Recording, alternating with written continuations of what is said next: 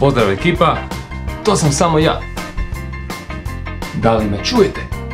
Danas ćemo pričati o tome u kojih 5 kategorija bi svrstali tenisice za trčanje. Pošto sam se uspio dobro sakriti, mogli bi malo upaliti svjetlo, jel? Pod prvu kategoriju bi stavio trail tenisica. Jedna divna Brooks Cascadia, ripnasti John, kruta tenisica namijenjena za trail, za makadam. Na drugom mjestu bio bi Asics Trabuco. Trail tenka, ali razlika što ima Gore-Tex membranu, to vam piše ovdje.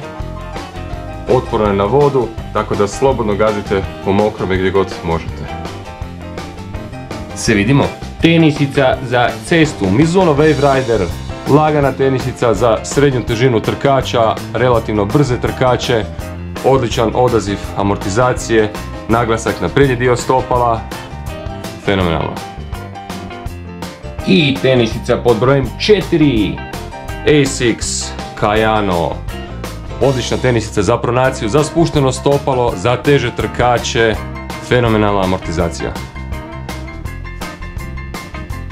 I stiže nam tenisica broj 5, cestovna tenisica, brza tenisica, full lagana tenisica, fenomenalna amortizacija, namijenjena za trkače koji lete ispod tempa 4. Tako da definitivno preporuka samo za njih, rekreativni trkači koji su u tempu 5, 6, 7, 8, zaboravite ovu tenisicu, nije za vas. I tu nam se zalomila još jedna. S ovom tenisicom nemojte trčati.